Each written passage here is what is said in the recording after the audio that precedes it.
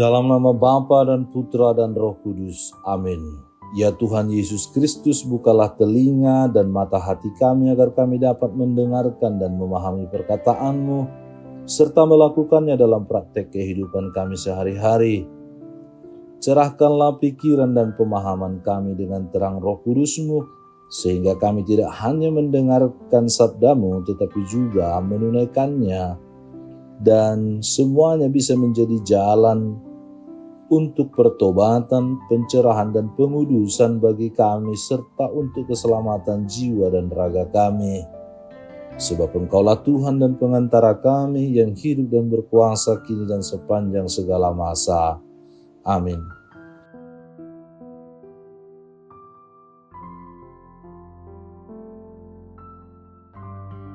Tuhan bersamamu dan bersama rohmu.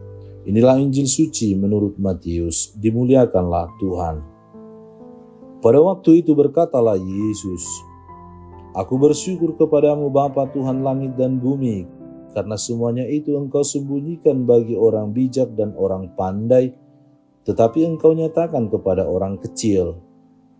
Ya Bapa, itulah yang berkenan kepadamu. Semua telah diserahkan kepadaku oleh Bapa-Ku, dan tidak seorang pun mengenal anak selain Bapa, dan tidak seorang pun mengenal Bapa selain anak, dan orang yang kepadanya anak itu berkenan menyatakannya." Demikianlah sabda Tuhan. Terpujilah Kristus. Saudara dan saudari terkasih, dalam Injil kita menemukan banyak sekali kisah dan cerita tentang Yesus yang memberi perhatian kepada orang-orang kecil, miskin, dan menderita. Terhadap mereka semua, Yesus memberikan perhatian dan belas kasih. Banyak orang yang disingkirkan, diabaikan, dipandang rendah, dan diperlakukan tidak adil oleh masyarakat sekitarnya. Tetapi mereka didekati dan dikasihi oleh Yesus. Apa yang dilakukan oleh Yesus mengandung makna bahwa Allah berkenan dan tidak tinggal diam atau membiarkan orang-orang yang miskin dan menderita tersebut. Hal ini terungkap dalam Injil hari ini.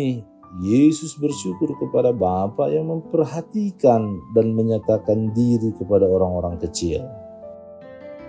Bacaan pertama mengisahkan Musa, seorang penggembala domba, orang terasing mendapatkan sapaan dan penyertaan Allah untuk sebuah rencana besar, yakni karya penyelamatan Allah bagi bangsa Israel.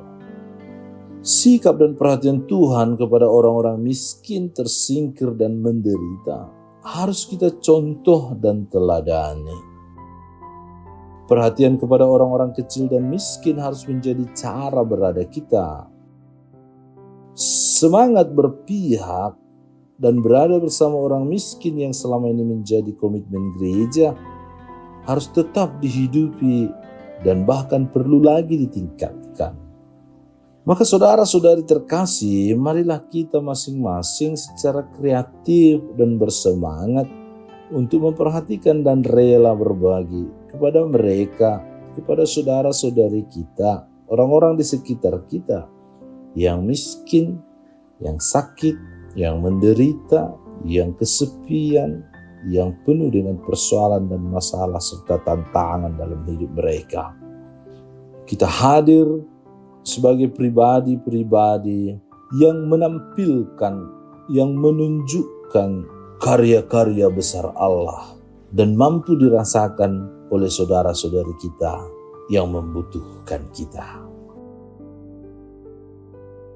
Ya Allah, semoga kami mampu meneladan-Mu dengan setia dan penuh sukacita, memperhatikan dan berbagi dengan saudara-saudari kami yang miskin dan menderita, dengan pengantaran Kristus Tuhan kami. Amin. Tuhan bersamamu dan bersama rohmu. Semoga saudara sekalian dilindungi, dibimbing, dan diberkati oleh Allah yang Maha Kuasa, Bapa dan Putra dan Roh Kudus. Amin. Allah Bapa kami, penuntun kehidupan, Engkau telah menuntun Abraham menuju tanah terjanji. Engkau juga menuntun bangsa Israel menuju tanah Yerusalem melalui tangan Musa.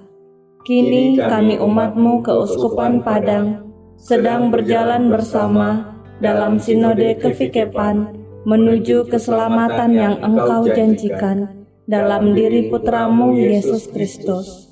Tuntunlah peziarahan hidup kami dengan kuasa Roh Kudus-Mu, agar kami tetap tabah, sabar dan setia menghadapi kesulitan dan tantangan hidup. Bimbinglah kami supaya mampu berjalan bersama, saling meneguhkan dalam iman, harapan, dan kasih.